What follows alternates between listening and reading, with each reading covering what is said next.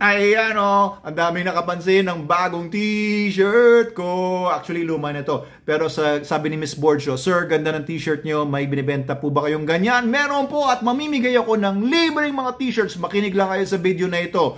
Okay, noong 2021, naglabas tayo nito. Top ICGD Dogs of 2020 to 2021.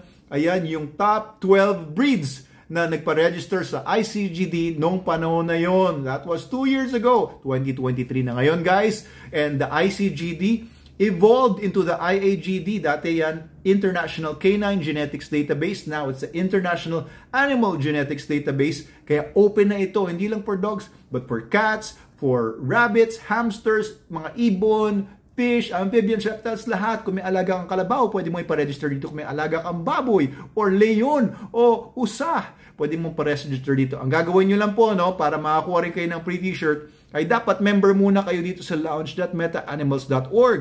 Create a free account. You're a free member na rin ng IAGD. Libre. Wow! Diba? So, you can register your dogs, cats, and other pets doon for free. Go to the menu sa lounge, no? Pagka na-verify na email nyo at lahat, punta kayo sa menu, punta kayo sa pets, and then register pet, tapos lagay nyo yung picture ng pet nyo doon, etc., information niya, and wait for approval. Mga 3 days yan, and then you will have online papers ng aso nyo, online profile ng aso nyo. Meron siyang webpage, may QR code yon, may picture ng aso nyo, and kung na-provide nyo yung parentage niya, may pedigree pa yan, etc. Para saan yun? Una, proof of identity. Diba? May aso ka, may pusa ka, tapos hindi niya alam kung sino siya. Oh no! Kailangan meron siyang birth certificate. So birth certificate ang datingan niya, yung IAGD papers niya. Pangalawa, proof of ownership. Halimbawa, nawala mo yung aso mo, naglalakad ka sa mall, tapos lumingat ka, nawala na yung aso mo, may nakapulot.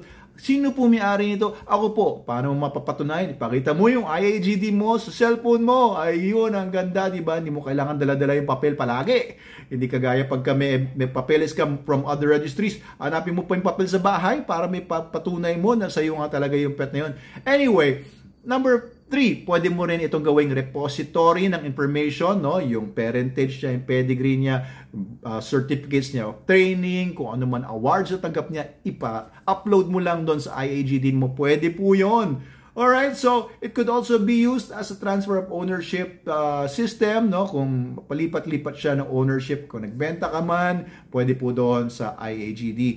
Anyway, pag magpapagawa kayo ng hard copy kagaya nito, ito yung kay Logan. Mas maganda pa yung bago ngayon, pero ito yung kay Logan. Nakalagay dyan na ako may-ari kay Logan, may doc stamps, may gold seal, nakalagay sa hardbound folder. May bayad na po yan, 500 pesos lang naman po, at saka 200 yung hardbound folder.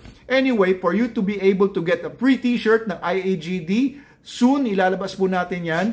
Ilagay nyo lang po sa comments kung anong size ng t-shirt na gusto ninyo at saka kung anong kulay ang preferred ninyo. Pipili po ako ng ilan na bibigyan natin ng free t-shirt, pero yung iba for sale na sa ating merch. Okay po ba yon? Pasasalamat po namin yan sa inyong pagtangkilik. Nasa almost 7,000 na ang members ng lounge ngayon. Meron pa tayong network marketing para kumita kayo. If you want to know more, comment below or PM us sa Facebook or doon sa lounge natin or sa TikTok kung saan nyo man napapanood ito. Okay, Dr. Abel Manalo po ito, IAGD, para po sa atin itong mga animal lovers, mga pet lovers, and yung t-shirts para po sa inyo. Bigyan ko kayong libre.